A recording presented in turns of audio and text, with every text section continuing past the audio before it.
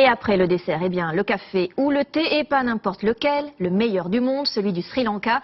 Suite et fin de notre feuilleton au cœur des plantations de l'île. Aujourd'hui, nous quittons les montagnes pour revenir en plaine où notre acheteur français que l'on suit depuis lundi va avoir un coup de cœur. L'or vert de Ceylan, épisode 5 avec Nicolas Bertrand, Thomas Donzel, Héloïse Layan et Lorraine Bosque. Précédemment, le train de la ligne du thé poursuit sa route. À son bord, un expert venu de France. Des touristes prennent la pause aux côtés de Sir Lipton. Le thé au Sri Lanka, un héritage britannique.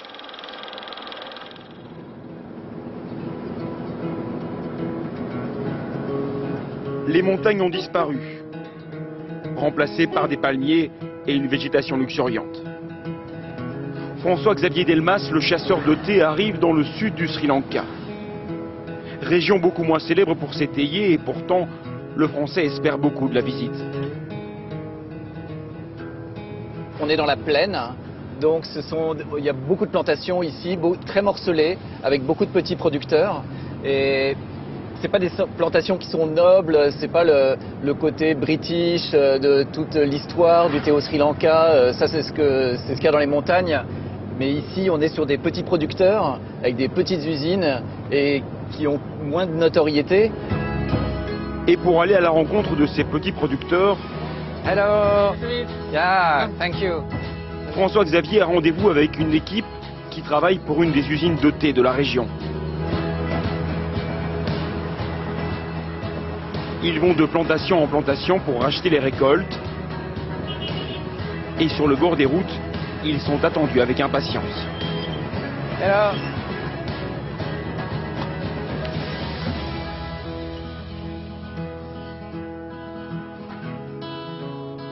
Monsieur est petit producteur et donc il a amené son sac, on est en train de lui acheter.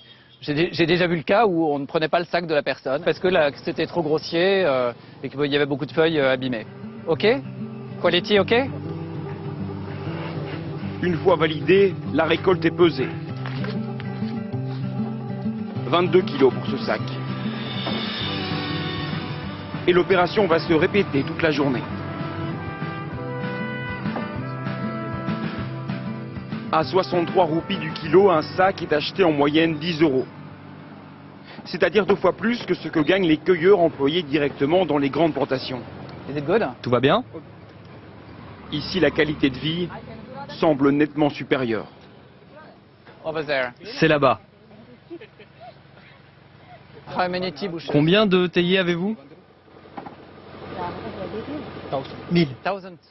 She grows only Et elle tea fait or pousser d'autres different, choses? Des poivrons, de la cannelle et du thé. François-Xavier Delmas est séduit par le système. De tout ce que je peux voir dans le thé, c'est celui avec lequel je me sens le plus à l'aise et tout le monde est libre. La tournée dure toute la journée. Et s'achève ici.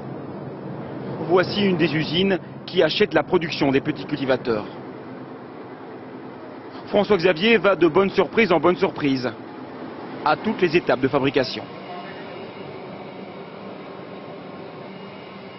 Celui-là sent très bon, j'adore. Et ce n'est donc pas un hasard si pendant la dégustation, le marchand de thé affiche le sourire des grands jours.